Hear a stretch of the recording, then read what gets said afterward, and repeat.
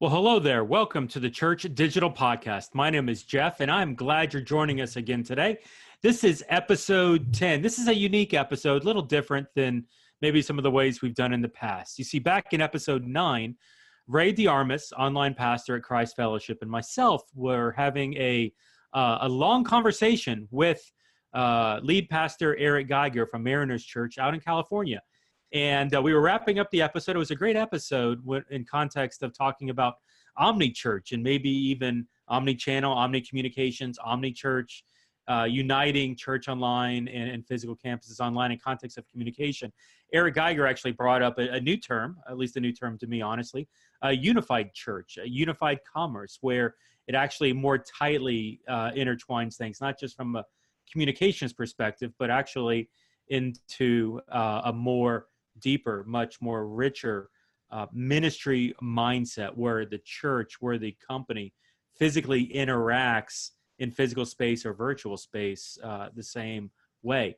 Great concept, loved it. And so if you're interested in more of that, check out episode 9.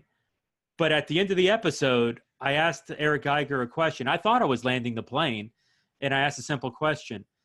When you're making a decision about something in context of church online, what insight do you take as leaders underneath you? How can we communicate effectively to you, to show you, to convince you, to give you information towards what would lead you as a lead pastor to make a decision at this level? And honestly, I was surprised that 30 minutes later, we were still talking at that one answer. And so rather than to pile it into one episode, we broke it up into 2. So what you're listening to here is Eric Geiger, lead pastor from Mariners Church in California, Ray DeArmas, online pastor at Christ Fellowship in Miami, as well as myself, Jeff with theChurch.digital, in a simple conversation, how to talk to your leadership about church online. Here you go. How do you, as a lead pastor, Mariners is huge, like in the context of size. California, you've got a wide varying range of people that attend, different demographics, different. How do you make a decision for something like this? Like theologically, I'm agreeing with this. I'm not agreeing with this. Once again, I don't want to put you on the spot for a decision in a direction, but more of what decisions, because realize the people that are listening to this are technical people that need to convince someone like you of what the way that they think. And so coach me through here. How can we connect with you as a high level leader to show you some of these things to get you to understand? That's a great question, man. All right. So you're saying that most people are listening right now are guys, girls like you and Ray. And how do they have a combo with a senior pastor, executive pastor to push the ball a little further down the field? Yes, sir. Okay, it always depends on how compelled the leader is by data. But if the leader is compelled by data, the data that you have at your disposal is staggeringly compelling right now on a couple of things. The number of people who are watching services online, it is really increasing really high. We might be up like 45% on any given weekend right now online compared to the previous year. How do you not pay attention to that? And then it's like, okay, do you not want to, what are we going to do with all of these people? They are watching, and these aren't people just hitting the site, and these aren't people who are watching like on Tuesday night. These are people watching the live stream, which to me, that's a different thing. Because if you're watching on Tuesday night, it might be my mom, who's already which she does watch every week. She's plugged into another church. I don't feel any responsibility for her. I do as my mom, but not as some. She's already plugged into a church, right? Mm-hmm. But the people who watch live on Sunday morning or Saturday night, that's a different thing. Are they plugged in? Are they not plugged into a church? Are they plugged into our church? Who are these people? Mm-hmm. Eric, look at how many people watched last week during church. And then, here's where they're from. Eric, check it out. They are from, X% are from like within a 10-mile radius. I mean, I think that would get attention big time. So one of the things that you've talked about needing, and you said the word, I don't remember if it was discipleship process or discipleship pathway, like, okay, who are these people? Right. The Sunday morning attenders, the live ones. Okay, there's some legitimacy in here. So they're not attending church somewhere else, since the majority of churches are Sunday. So we need to try to, do you feel accountability for those? I don't even know if I said that word right. Do you feel accountability for those just within the 10 mile? Or do you define as opportunities even outside of that 10 mile? Yeah, that's a good question. And I think a team's got to wrestle with that. I don't feel, I feel a very specific burden for Orange County for me. So but there's some churches that they're going to have a broader perspective, like a Life Church, for example. They're going to feel like, I mean, they have campuses all over, congregations all over. I'm going to view the stats within Orange County differently than I'm going to view the stats outside of Orange County. We don't have any intention to expand outside of, we want to be for this, 3.4 million people or 3.2 million people that live here, half who don't have any connection to a church. That's really where we're talking and praying. So because of that, I would view those stats through that lens. Yeah. Okay. Orange County is a very diverse area, right? Much like, the context that we work together in here in Miami. Are you finding that a lot of folks are sharing and spreading what you guys are doing beyond the borders of Orange County? Because I imagine it's a very diverse community from a few times that I've been, in the LA area or even close to it, or maybe I'm off just looking at some of the demographics, but I see just tremendous potential for some of that content just getting out there simply because of the unique environment that you guys are in. So you're talking about like in Miami, you'd have someone who's from Columbia who listens to a sermon and they're sharing it with like family back in Columbia. Right. Yeah. And so you're right. There's diversity here that way. So Irvine's like 44% Asian. So, multiple different generations of that, but there's definitely relationships outside of this area, So I don't know if we've tracked the sharing yet of, who's sending a message or who's sharing a link. Are you tracking that now, Ray? We are. And we've been, since Jeff's been here, because there've been a whole lot of different analytics that we've been able to pull. And even people just kind of interacting with us on a global scale. This last week, we had a connection card in from Rwanda of somebody who wants to start a small group there. And so there's missional implications. There's all sorts of things that kind of happen there when that does happen as a result of people interacting with us in different environments. And then, obviously people sharing content to sharing content. How are you tracking if they're sharing content? Like Facebook shares, or what are you looking at? We take a look at Facebook shares. We can take a look and see how links kind of bounce around. And then, of course, we see where some of the different views come from. And then when they reach out to us, that's where we get a definite sense of, hey, how'd you hear about us? And how did this happen? And it spurs on a lot more of a detailed conversation. Sometimes it's family and sometimes it's a friend. And sometimes it's, man, I Googled church and your name popped up. And this is how I started interacting with your content. I don't live in a place where there's great theology or where there's great content popping up church-wise. And so I started interacting with you guys, and this is how I came about it. Rob, a small group leader that Jeff helped bring up and disciple, and now he's underneath my care. He's leading an online group from the UK, but he actually found us because his company headquarters was here in Miami, down the street from our West Kendall campus, and took that back with him. So there's so many different ways that comes in play. Yeah, that's cool. I mean, I would love to know, again, you wrestled with the missiology. Like, I want the message shared, and then the ecclesiology. Do I want to assume spiritual responsibility for people there, or help those people get connected to a church there? Right. Because we don't have a church there. I would not want to assume shepherding responsibility there. But I want to do, I want the message out. I'd want to try to help them get connected to a church there, Yes. But I realize that everyone views that differently. So I'm not cracking on that way. I just am glad you have a strategy. Yeah. And for us, it's been a connection first kind of a strategy to help them get connected locally. That's where Jay Cranda, who's been on a past episode of the podcast, has been helpful. He's the online pastor over at Saddleback, where he looks at things through an online to offline kind of mode of trying to help people and to get into offline community relationships, whether that's connecting them to a local church or even local Christian community in their area, trying to help them find a place to get shepherded and not just purely keep them here online. But sometimes, to your point, and this is where the relationship begins, where that transitions onto and how we can help them get connected in that community. That's kind of how we viewed the road for them. Yeah.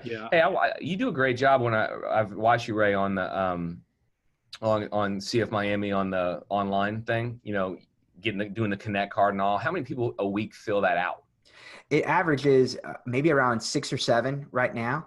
A week. And so I don't want to, you know, it's funny because, and different churches experience this, out of like the quote unquote thousands of views that you get. Sometimes you'll get X amount of interactions. And for us, those interactions become gold. They become valuable in terms of helping them take. So if someone's filling that out online, it like they really are wanting some kind of communication.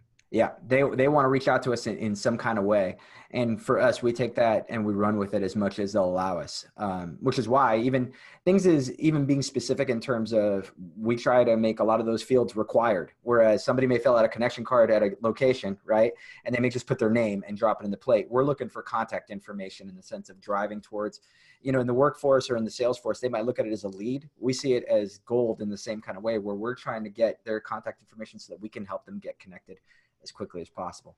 So that's why we make a strong drive beginning of the broadcast, mid broadcast, and end broadcast to make sure and ask for that. And there are even times where I've thought of throughout the message kind of doing pop-ups and just saying, hey, if you're just tapping in and joining us in the live stream or whatever, make sure and stop by fmiami.org/connect and get connected with us so that we can help you take that next step. On there at I'm sorry to hijack the broadcast, Jeff. Go for it.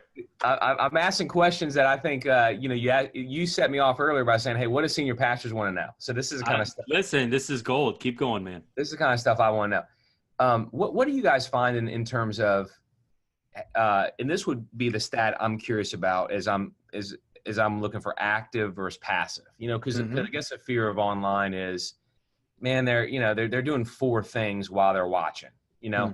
And I don't even know how you would gauge that. So this is the only one I can think of is how are, like in an hour and 10 service, what percentage are tapped in, you know, for an hour or more of that? And what are there just for like 3 or 4 minutes of the, you know, what percentage of the total stat is there? You can tell, man, they showed up, they were there on time. And they stayed through the thing. Like it looked like this was their service. Yeah.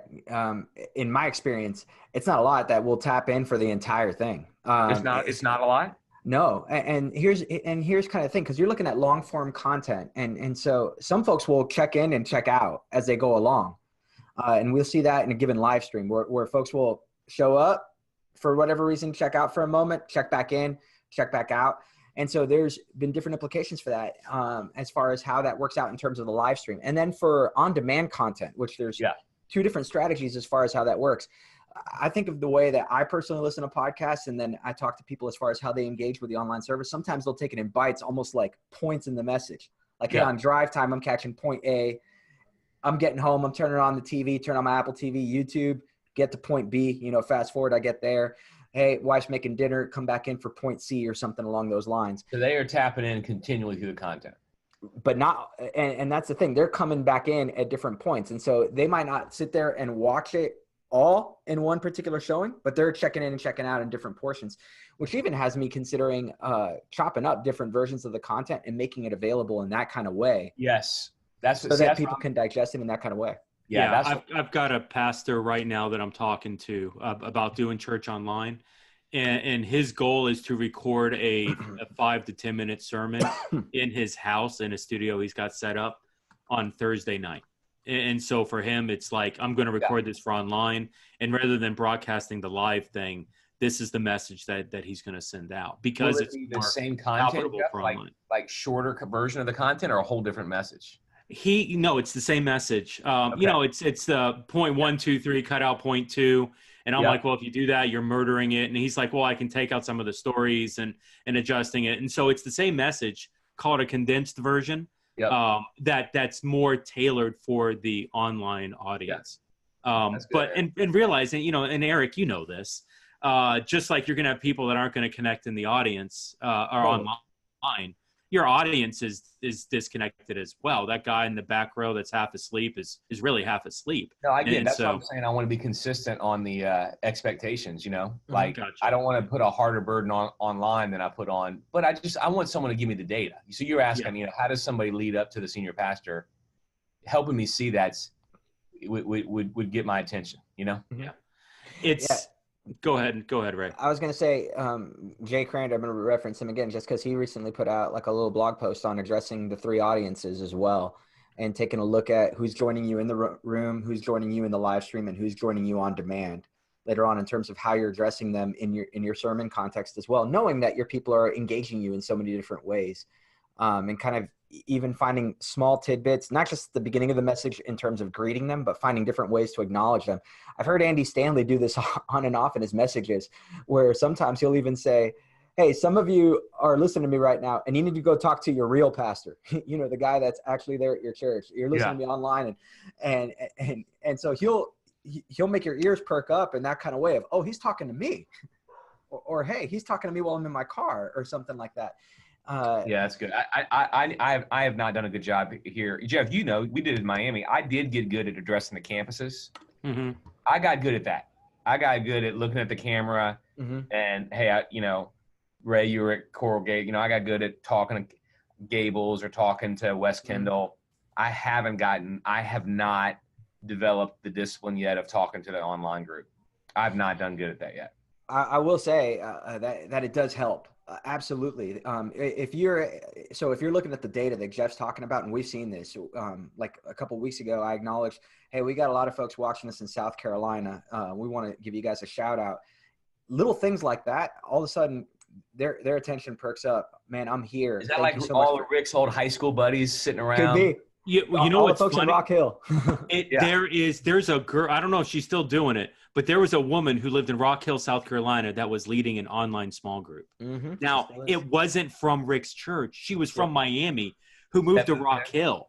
Yeah. And then ended up, and she was leading an online small group with her friends and her family. Miami and Rock Hill was kind of a blended group. That's weird, dude. Miami and Rock Hill, that's like the 2 biggest differences. Who would have thought? And just transparently, what I did, hey, Rick, you're never going to believe this. And I told him that story. I'm forwarding emails because I'm trying to get him, as I'm online pastor, he's pastor. Rick, understand there's a story here. There's a soul here. There's a person here that's connected to our church in your hometown. And as much as data plays a part of it, there's also a face to that data now. Yeah, no, that's good. That's good. So that's a better answer. So bring data, but bring some stories too. Mm-hmm. Absolutely. That's good. The stories that once you start engaging them, Eric, the stories start piling up. They start coming in as far as, hey, I'm watching you. I'm from here. Thank you so much. And even to the point, and as you start to sprawl out in your community, we've seen this, Eric, you know how much we wanted to like focus in on Dade County. Yes. But we have a lot of people on that Broward line who will drive down to Christ Fellowship. But then this also became a way for them to connect on a regular basis. And there are times where, hey, to shepherd them, I've driven up there to provide some counseling or some different stuff, just because there's. Yeah, I guess I'm still the same guy, because you just said that. I remember. I guess I was that way in Miami too. I was like, no, we're only going to be Miami-Dade. Yeah. We're only going to be Miami-Dade. I guess that's still I told a pastor this week, and it was funny. He's like, I totally agree with that. And then I said it to him again, and he's like, I'm not sure. This is what I said.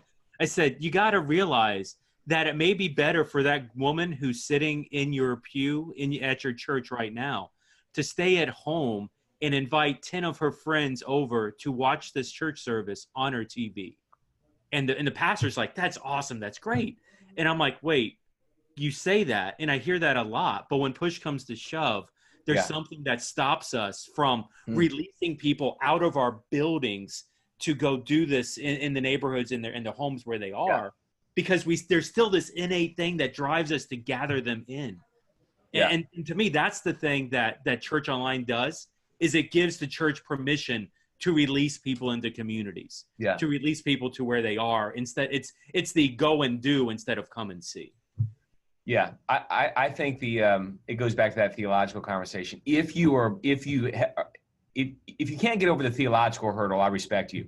But if you're over the theological hurdle, then you really are asking a philosophical, like, which do you prefer, seeing them or knowing this other thing's happening? You know.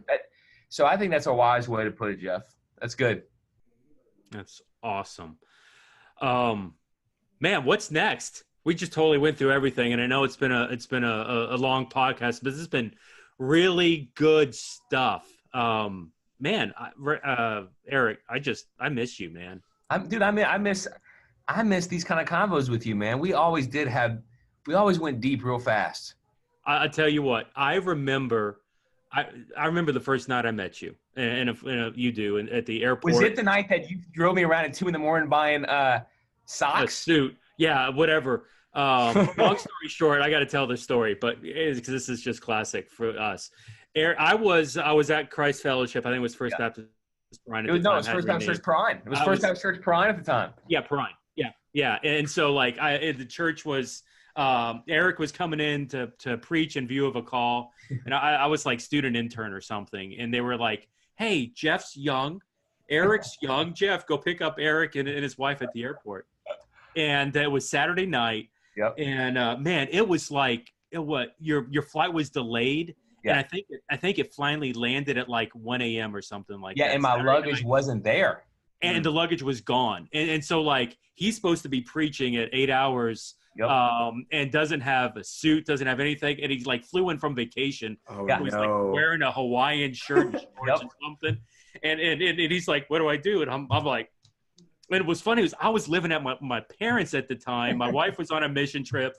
My house was being built, so that's why I'm at my parents. My parents were gone, and I'm like, dude, come stay at my parents' house. You can sleep in their bed, and you know, my dad, who's a lot larger than Eric was, you know, hopefully maybe you can find a suit or something that'll work there. So we ended up going to like Walmart at 1 a.m. or 2 a.m. to buy socks and underwear. Dude, I thought you were gonna get the suit from Walmart. I was like, whoa, that had to be a bad suit, man. I literally preached in Walmart clothes in view of a call after sleeping in Jeff's dad's bed.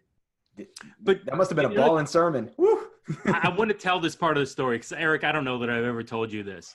In my heart, there was something that was stirring, right? And I remember this like clear before I went and picked you up at the airport. And I can remember sitting at home in my father's den, which was part of the area that we were living in.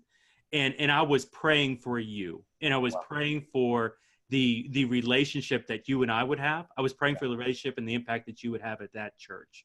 Awesome. And I can tell you, Christ Fellowship still has your touch on it. Is still impacted by you. Oh, yeah. Man, my life directly, the person that I am today and how I lead and manage and the stuff that I'm saying is directly in relation to our experiences together for that short, long time. So, you know, the good and the bad, the plus and the minus. At the end of the day, man, I love you for many, many reasons. Dude, I love you, man. That means a ton. I love to work with both you guys. And I've told people this about Jeff. And gosh, we broke a lot of rules launching campuses with volunteers. I mean, shoestring budgets. Oh, and all of us had multiple hats. My man, Jeff Reed, was responsible on a part-time basis to launch all of the camp. I mean, I can't even imagine that I would ask somebody to do that now.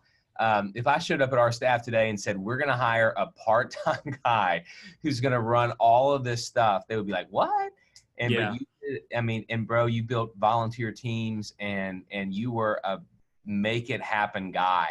And it was an incredible run, man. I look back and I have just such great memories. All right. Hey, so, hey, Ray, as we're closing up, any thoughts?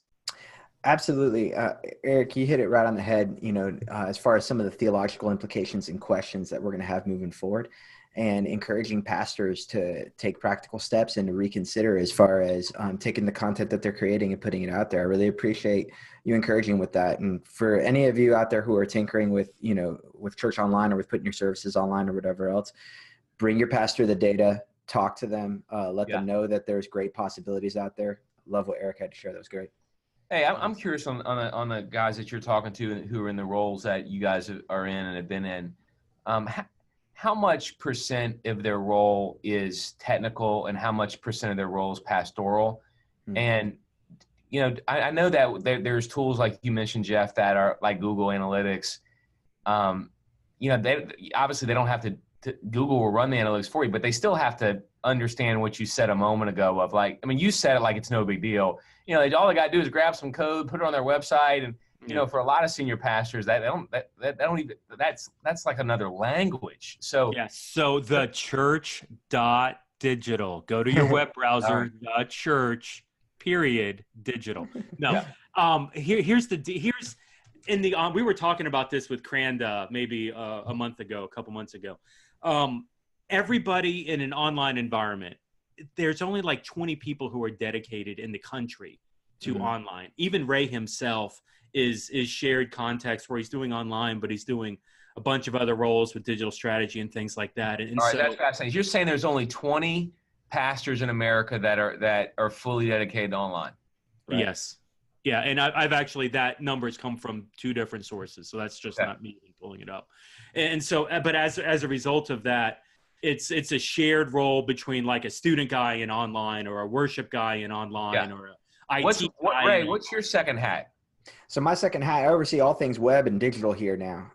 Everything from app development to we're going to be launching off a new version of our website soon to just some different stuff. And even then I've been brought in a whole bunch on the creative side, everything from writing a lot of the background to shaping our environments because of its implications for what it would mean for online. And so my seat at that table has become very valuable because we're not just thinking of the people in the room, we're thinking about the campuses, and then we're thinking about how it ports out to everybody else who's watching us. So when it comes to that, sitting in those meetings, having an ability to help shape those things is crucial. So this way, when I'm looking at the service on Sunday morning, I'm not surprised by a whole bunch, or I'm not saying, hey guys, this is very disengaging for thousands of people who are watching us. We have to do a better job of engaging them, of making sure that we are not guiding the service towards them, but at least including them or thinking of them in some kind of way. Yeah. So that's where that's becoming valuable. And then the last thing is mobile has become so crucial in terms of how people are engaging our church. Right. For sure. Majority of people who are engaging, not just our website, but our content in general, aren't doing it, on a desktop or a laptop, like what we're all doing now as we record this podcast. They're doing it through a mobile device. And so I'm even reorienting a lot of our strategy as far as being more and more oriented towards the mobile device and just being part of those conversations moving forward. It's big. That's good. So in your role, do you know how to pull the Google Analytics, or you having to get somebody else to do that? It's both and. If something kind of jumps up over my head, I'll reach out to a coder or something, or somebody who's versed in this. And the code community has grown huge in Miami. So we're even, when I'm visiting, when I go back to my campus at Coral Gables, or when I'm visiting campuses, I'll have people come up to me who come out of that school saying, hey, if you guys ever need any help, just give me a call. And that's cool. Become such a great tool and resource, and it helps them feel like they've got a place where they can serve and use their gifts. So are volunteers being engaged in that at CF? Absolutely. It's been very helpful for us and very helpful for me because, there's been a lot of new in terms of jumping into this role wholeheartedly. Yeah. There's been a lot of new, and having people who help speak the language and help decodify. Because you remember when I was interning at Christ Fellowship, I worked at the Apple Store. So there was a lot that I remember that, dude. Yeah. So I already had a lot of background that God was guiding things that I had no idea about. You and Jeff were Apple snobs. Absolutely. Hey, I totally represent that. No, that's fine. Hey, Jeff, this ties into one more thing you asked earlier. You asked how does a guy in your role get to the senior pastor? Ray, this is big right here. Talk about the number of people in the church who would love to volunteer in this kind of role, who have technical abilities in this role. They're wondering if their craft can be used for the kingdom. Absolutely. You would pull my heart at that point, because I would feel like, man, I'm preaching these folks that their work can be sacred, and they have these great gifts. Are we giving them a chance to use it? That's absolutely correct. And what I've found is it's created a new way to build inroads towards some of those other conversations. And this is something else that would probably catch a lot of senior pastors' attentions, particularly with men. This has become a great way to build inroad conversations with them because there are a lot of men going into this field. So into the tech field like that. Yeah. Correct. Geiger, any closing thoughts? 20 seconds. What do you got?